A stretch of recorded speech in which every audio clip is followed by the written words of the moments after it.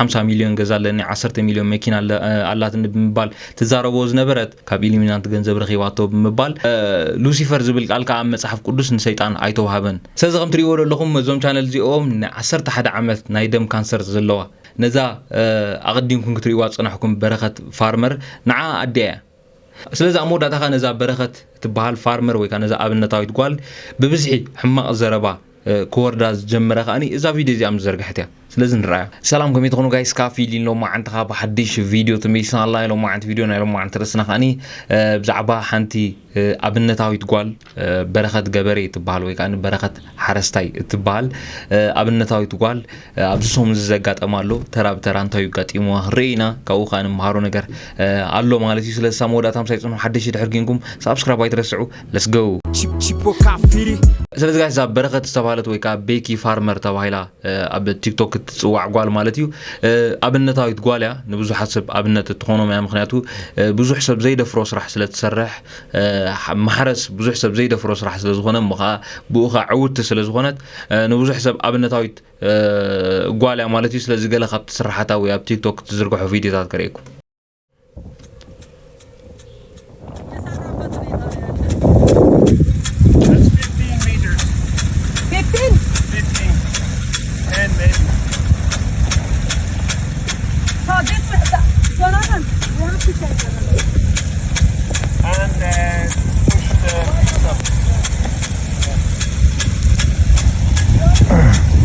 زتري وزلهم حدا خبت ندسر حتى توي سلام سلام إثيوبيان يا جري لجوت أنديت ناتشو لكسيابي هر من السانوال كودة تامك وانا ندسيانا سنابايتنال 16 كيلومتر وهلا مطلب كبت كنوكر صاركن يوزنا سنبولنال بزغم تري لهم وعلى كل صراحة أبرخا يمالتيو مس محرسن مس حرشان دتحازيو سلازي برخات أبز حلفة زنبرة أنا أبوتات معلتي ويكاني فازرز داي تبايل سوع نبوء زخون حنت قتمي قتيمة بتيك توك زرقي حنيرة مالتي سلازي دحرزا قتمي تخلو زمت مالتي سلازي مجمراتها قتم نسمعه لهم كافر والتلافر ملائكنا لوسيفر صاب التار لهم كافر والتلافر ملائكنا لوسيفر كبر ماننت بامس የሚታፈር የማትንበረከክ የማትርመጠመጥ ከባለጌ ዙፋን በርጩማን የምትመርጥ ያለ ባህር ሰርጓጅ ያለ ሙሴ በትር በትግስት ብቻ ባህር የምትመትር ካዘልከኝ ጀምሮ እንቆቆ ጫንቃ ላይ ከፍታን እንጂ ዝቅታ አላ ላይ لازم سمعكم وزاقت مزيا بمقطام ابناء ابوتات معلتي ويكا فازرس داي نوبا بمبال ويكا نخبرنا يا ابو انا مقلاص زاقت مزيا قطيما تيك توك زرقي حتى مالتي سلازي دحرزا فيديو مزرقا حقاني بزو حساب كسر حلا انصارا جميرو مخنياتو ابز ندحر سمعكم مونتاي بلالو صوبت አይደለም ካፈር ወተላፈር መላእክና ሉሲፈር سب ترايكم كان كاب حمد ناب حمد ملأخنو لوسيفر تا لوسيفر تبل دلا ابز حجوان هجي تغانينا زلا زخونه سب لوسيفر انتي مالتي لك حتيت كيو شيطاني قبلك مخناتو بخوميو ابز حجوان زفلت لوسيفر مالت شيطان وي كان شيطان زواب سم مخونيو ابز حجوان زفلت مالتيو ولا بهوليوود ندحركيت كون شيطان زهبو سمي وينا سرارح شيطان زسرح بصفل عليه منقد ግን شيطان زملكت كويني زوابت لوسيفر مالتيو ምናልባት ግን ናይ ቋንቋ ዲቴል ብዛዕባ ቋንቋ ትፈልጡ ሰባት እንድሕርኩንኩም ግን ትርጉሙ እዝን ማለት ኢልኩም ክትርድዎ ትኽእሉ ኢኹም ወይ ካ ዲቴል ብዛዕባ ዛቃል ዚ አፍልጦ እንድሕርሃሊኩም ማለት ስለዚ ሉሲፈር ኢላ ምዝራባ ኣብ ዝተፈላለዩ ሶሻል ሚዲያታት ከም መዛረብ ገይሮም 45 ቪዲዮታት ክሰርሑ ጀሚሮም ማለት እዩ አንጻራ ሸይጣን ምዃና ክስራሓላ ጀሚሮ ማለት እዩ ስለዚ ንዓ መልስ ክትብ ካኒ ተመሊሳ ናብ ቲክቶክ ወፂኻ መልስ ዝሃበትሉ እሱ ቀዲምና ንስማዕ ነነት ባመጽ የሚታፈር ዘልከኝ ጀምራችሁ ዛሬ የመጣሁት ስለ አባቶች ቀን ስለነበረው ሁኔታ ልነግራችሁ ነው።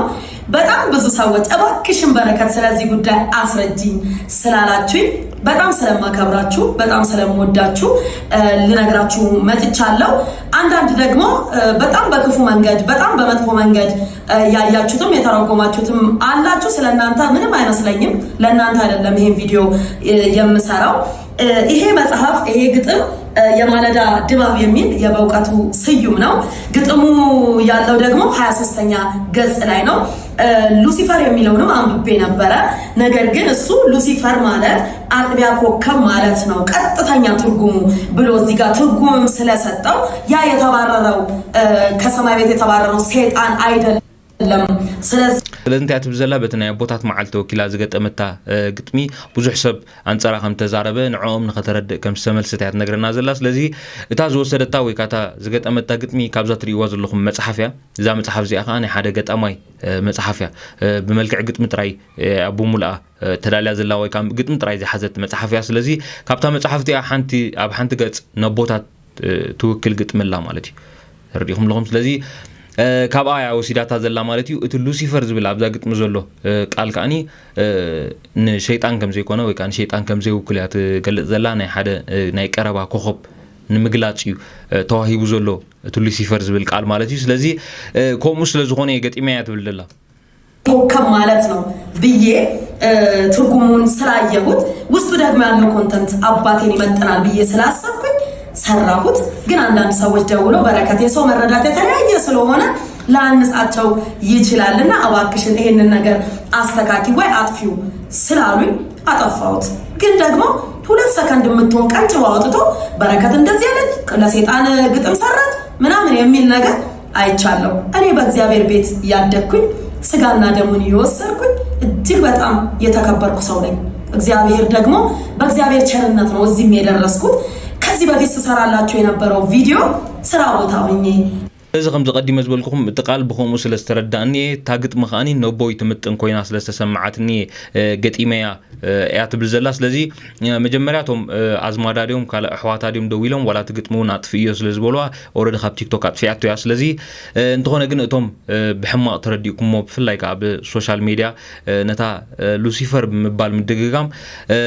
መዓት ቪድዮም ዝሰርሑ ዘለዉ ነታ ሉሲፈር ጥራይ ብምድግጋም እዚኣ ሸይጣን እያ እዚኣ ምስ ሸይጣን እዚኣ ምስ ሸይጣን ኢሉ ዝሰርሑ ብዙሓት እዮም ስለዚ ንዓኹም ከዓኒ ፕሊስ እሳ ናይ ኣምላኽ ሰብ ምዃና ፈፂማ ናብኡ ዝወስድ መንገዲ ከም ዘይብላ ትነግር ዘላ ስለዚ ብናትና መንገዲ ከዓ እስኪ ሉሲፈር እንታይ ማለት እዩ ቸክ ንግበር ስለዚ ከም ትሪእዎ ዘለኹም ሉሲፈር ዝብል ቀዳሚት እንታይ ኢልዋ ኣሎ ኣናዘር ኔም ፎር ሰይጣን ካልኣይ ሽም ናይ ሰይጣን ኢልዎ ኣሎ ማለት እዩ ኣብ ካልእቲ ከዓ the planet Venus when it rises in the morning ኣብ ግዜ ወጋሕታ ቬኑስ ኣብ ግዜ ወጋሕታ ከዓኒ ሉሲፈር ትበሃል ያብለና ኣሎ ስለዚ ዝተፈላለዩ ቋንቋታት ይዝህቦ ዘሎ ማለት እዩ ስለዚ ኣብ ዊኪፔድያ ከዓ ከም ትሪእዎ ዘለኹም ሉሲፈር is the Latin name for the morning appearance of the planet Venus ዝኻኒ ከም ታንቶ ዝበልናዮ ኣብ ቁጥር 2 ዝነበረት ኣብ ግዜ ወጋሕታ ቬኑስ ፕላኔት ሉሲፈር ከም ትበሃል እዩ ዝገልጽ ዘሎ ማለት እዩ ስለዚ ካልእ ተወሰኺ እውን ምስ ሰይጣን ተሓሓዝ ብዙሕ ስእሊ እውን ኣቐሚጡሉ ኣሎ ማለት እዩ ነዛ ግጥሚ እዚኣ ወይ ከዓ ነዛ ሕጂ በረኸት ክትገጥማ ፀናሕት ግጥሚ ዝፀሓፈ ገጣማይ ማለት እዩ ብዛዕባ ዛ በረኸት ዝገጠመታ እንታይ ኢሉ ጽሒፉሎ ወይ ከዓ ብዙሓት ሰባት ክዛረቡም ሰምዐ ኣብ ፌስቡክ እንታይ ኢሉ ጽሒፉሎ ሉሲፈር ዝብል ቃል ኣነ ብመጽሓፍ ቅዱስ ናትና እዩ ዝኸይድ ኢሉሎ ስለዚ ሉሲፈር ዝብል ቃል ከዓ ኣብ መጽሓፍ ቅዱስ ንሰይጣን ኣይተዋሃበን እዩ ዝብል ዘሎ ምናልባቶም ዲቴል ትፈልጡ ሰባት ክገልጾ ትኽእሉ ኢኹም ስለዚ ሉሲፈር ዝብል ቃል ሰይጣን ኣይተዋሃበን ዘሎን ሰይጣን ዝተፈላለዩ ሽም ተዋሂቦ ኣሎ መጽሓፍ ቅዱስ ሱኻ ጸላእ ሰናያት ተመን ሰይጣን ተባሂሉ ዝተፈላለዩ ሽም ሂቦ ኣሎ ተዘይ ኮይኑ ግን ሉሲፈር ዝብል ቃል ግን የለን ብምባል እዩ ተጠቂሙሉ ስለዚ ንሱ ሉሲፈር ማለት ብናይ ቀረባ ኮኸብ ምዃኑ ትርጉሙ ብምግላጽ እዩ ጽሒፎ ዘሎ ማለት እዩ ስለዚ በዚ መንገዲ ኣነ ጽሒፈዮ ዘለኹ ብምባል ኣብቲ ናቱ ፌስቡክ ገሊጹሎ እሳ ከዓ ብናቱ ተሞርኪሳ ወይ ከዓ በዚ ናይ ዝገጣማይ ተሞርኪሳ ትርጉሙስ በዚ ናይ ዝገጣማይ ተሞርኪሳ ከም ዝጸሓፈት እያ ትገልጽ ጸኒሓ ማለት እዩ እንተኾነ ግን ኣብዚ ሕጂ እዋን ከም ንፈልጦ ሶሻል ሚድያ ኣዝዩ ከቢድ እንዳኾነ እዩ ዝኸይድ ዘሎ ምክንያቱ ነዊሕ ዓመታት ጽቡቕ ሰሪሕካ ወይ ከዓ ጽቡቕ ነገር ክትገብር ጸኒሕካ ሓንቲ ጌጋ እንድሕር ጌርካ ብሙሉእ ዝሓለፈ እዩ ዝድምሰስ እዚኣ ትፈልጥዋ ኢኹም ብሙሉእ ዝሓለፈ እዩ ዝድምሰስ ስለዚ እዛ ጓል እዚኣ ከዓ ሉሲፈር ትብል ቃል ምስ ተዛረበት ብፍላይ ኣለዎ ሓንቲ ቻነል ኣለዉ ነታ ሉሲፈር ትብል ቃል ኣልዒሎም ጥራይ 2 ሰዓት 3 ሰዓት እንዳበሉ ልዕሊ 5-6 ቪድዮ ዝሰርሑ ኣለዎ ማለት ስለዚ تزحلف هيوتا ولا قدم حجة تريوز نبرت ناي 5 مليون جزالني 10 مليون ماكينة على تنبال تزاربوز نبرت مس إليمينانت تحيزومو كاب إليمينانت جنزب رخيواتو بمبال أتحيزومو مالتي أو خلص كله ودي أمه شيء أنا مخانا قلنا بمبال كله ودي أمه مالتي لازم برغت كلاي فيديو صريحة كم تتحسبوني كون أنا نعم لحسابي سجان دومون زوسد كون نعم لحسابي بمبال تمريسا نهزبي ملسم صحابة مالتيو I don't going كأني أوشتي حدا معلتي خون كأتوم شيطان مخانا برغت شيطان مخانا ودي تزاربو كأني ناي شيطان أول مخانا ودي استزاربو سبات حدش فيديو زريحهم لازم الفيديو انتهي مخانا خن رأينا አሁን ላይ እንግዲህ ከጤናሽ አኳያ የደም ካንሰር ረጅም ዓመት አብሮሽ እንደነበረ 11 ዓመት አሁን እድሜ ስለዚ ከም ትሪእዎ ዘለኹም እዞም ቻነል እዚኦም ን11 ዓመት ናይ ደም ካንሰር ዘለዋ 11 ዓመት ናይ ደም ካንሰር ዘለዋ ኣደ እዮም ኢንተርቪው ዝገብሩላ ዘለዉ እዛ ኣደ እዚኣ ከዓኒ ነዛ ኣቐዲምኩም ክትሪእዋ ዝፀናሕኩም በረኸት ፋርመር ንዓ ኣዲኣ እያ ስለዚ እዞም ቻነል እዚኦም ኣዲኣን በረኸት ምስ ኣዲኣ ባእሲ ምዃና ምስ ኣዲኣ ከምዘይ ትራኸብ ስለ ዝፈለጡ ነዲኣ ከይዶም ኢንተርቪው ገብሩላ ኣለዉ ማለት እዩ ስለዚ ኢንተርቪው ናይ ኣዲኣ ንስማዕ እዮም 60 ይገርማል 60 ዓመት ግን 11 ዓመት ያህል ደግሞ በደም ካንሰር ስለዚ ጓል 60 ዓመት ያ ዛ ደዚኣ ን11 ዓመት ካ ናይ ደም ካንሰር ኣለዋ አብሮሽ ነው ያለው እዛ ላይ እንዴት ነው የጤናውን ጉዳይ አብሮሽ ያለው ሰው ማን ነው እንዲሁም ደግሞ በረከትስ በዚህ ጉዳይ የምታግዝሽ ዞራ የምትመለከትሽ መንገድ በየትኛው ሁኔታ ነው ስለዚ በዚ ሕማም ክዚ ወይ ካነ ዝን 11 ዓመት ሓይንኪው ዘለኽ ናይ ደም ካንሰር ዝሕግዘክ መን ኣሎ በረኸት ሲ ትሕግዘክ ዶ ብሓፂሩ ንበረኸት እንታይ ይበሃል ምግባር ስለ ዝኾነ በረኸት ትሕግዘክ ድዩ ትሕቶ ስለዚ ኣደ ከዓ ኣይትሕግዘን ዘላያ ትብል ዘላ እርዳታ ታደርግም አንደኛ ጥቁር አንበሳ ነው ስንቱና ዶነሮች አሉ መድኃኒቱ ይልካሉ በየሶስት ወር ሄደን ወስዳለሁ ራሴ አራት ነው ወስደው ቼክ አደርጋለሁ ደሜን እዚህ ያሰራሉ ሲቢሲ እዚ ባዕለ መብዛሕትኡ ባዕለ ድሕከም ኣብ ናይ መንግስቲ ወይ ካዝ ጥቁር አንበሳ ዝተባሃለ ናይ ሕክምና ኣብኡ ከይደ ባዕለ ዝሕከም ያዝብ ዘላ እንግዲህ እስካሁን ያው አልጋ ላይ ያስኩ ራሴን እንቀሳቀሳለሁ ያው ላኪ ደግሞ ቸር ነው ረድቶኛል እንግዲህ እስካሁን በጣም ይገርማል ኣብ ሓገዝ ዝበጻሕ ኩሉ ክሳብ ሕጂ የለን ወይ ከዓ ዓራት ዝሓዝ ኩሉ የለን ስለዚ ባዕለይ እንዳኸድቂ መድኃኒት ይዝወስድ ያዝ ዘላ ታገኙ ገንዘብ የቤት ኪራይ 2000 ብር ከፍለሽ የተቀረችውን 2000 አመት ኖሪበት 4000 ነው ወንድ ልጅሽ ከፍሎልሽ ከጤናው ጋር አስቤዛ አለና እጅሽ ላይ በቂ በሆነ ነገር ኖሮ ሳይሆን ብር ሰው ነው አይኖርም ስለበዛ ማትኖር ስላነሰ መኖርና ተቆም እግዚአብሔር ያኖራልና ባዕፂሩ እንታይ ይርብለላ ናይ ጥሮታት ከፈሎ 2000 ኣለዋ ከምኡን ወዳኻ ይሕግዛዩ 2000 ስለዚ በዚአና ህይወታት ምርሕ ዘላ ናይ ገዛ ክራይ ከፊላ ከምኡን ትስተረፈኻኒ መናብሪያ ሆን ኣሎ ማለት እዩ አንድ ሽብሬ አስቤዛን መፈልጋትን ራሴን እኮ ማረጋው ሰው ቤት ይጃል በላ ለምን የሚስማማኝ የማይስማማኝ ምግብ አለ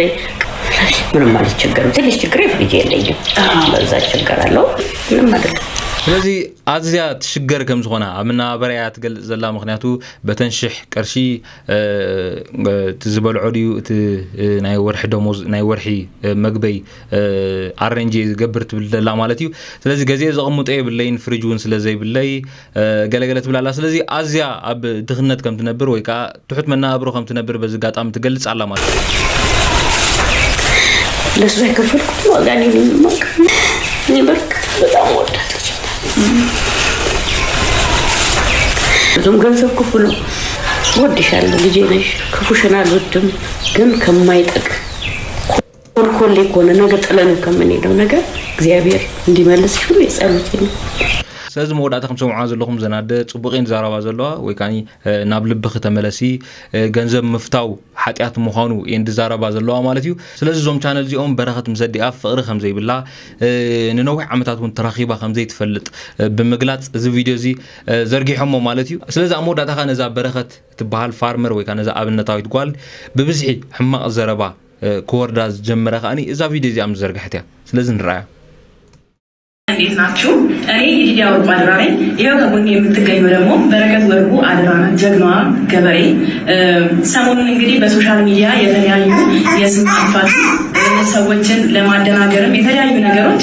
ሲዘዋወሩ ነበር። ግን እኛ ለእናታችን የምንጠይቀው ወይም ደግሞ የምናብራራው ነገር አለ፣ ለአድማጭ ተመልካቾቻችንም የምንናገረው ነገር አለ። እውነት እናታችን ቤት የለሽም? እውነት እናታችን አይርላንድ ድረስ በበረከት ሙሉ ወጪ ሄደሽ አልታከምሽም?